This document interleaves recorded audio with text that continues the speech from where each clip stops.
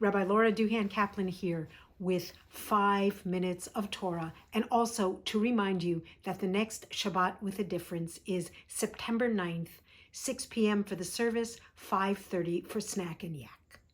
The last time I did one of these videos, I believe I talked about how much I love the book of Vayikra, Leviticus.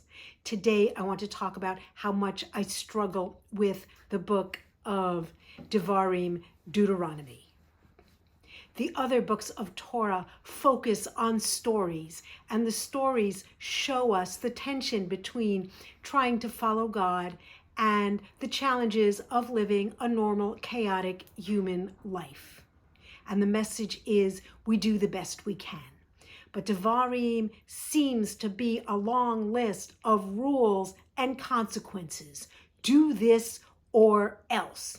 It makes God look like some kind of authoritarian nut. And in fact, there is a scholarly theory that the book of Devarim was written by King Josiah in consultation with the prophetess Huldah at a time when King Josiah wanted to consolidate his political and religious rule. So according to that theory, when you are reading, God demands this, it is code for the king demands this. And that is one facet of Devarim. But Devarim has so many other facets. This week's Parsha, for example, includes beautiful, insightful teaching into social justice. Parshat Re'eh tells us that if you practice the rules of Shemitah, the remission of debts, every 7 years, and in a big way, every 50 years, if you institute these equalizing practices to reduce extreme economic inequality, then there will never be any poor people in your land. But a few verses later, Re'eh tells us you need to do these practices of debt remission because there will always be times of need in your land. So which is it? If you practice these, will there never be poor and needy people? Or do you need to practice these because there will always be poor and needy people? Here's one way to resolve the contradiction. There are some causes of poverty that we cannot control, and we know what they are. They are forced migration, illness, famine, sudden changes to family structure. These happen, people are challenged, they struggle with them, and they need to be supported.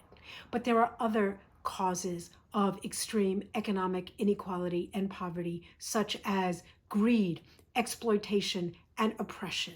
Parshat Re'eh wants us to understand that we need to put a lid on and reduce greed, oppression, and exploitation so that we can have the resources and the heart to respond as a community to challenges when they do come up. I'd like to sing a bit about justice, and Charles will sing with me.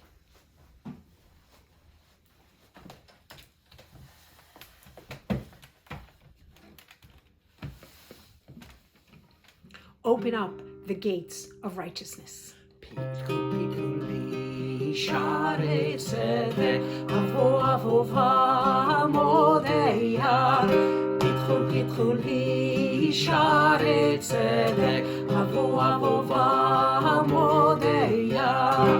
פתחו לי שערי צדק, אבוא ועמודיה. פתחו לי שערי צדק, אבוא ועמודיה.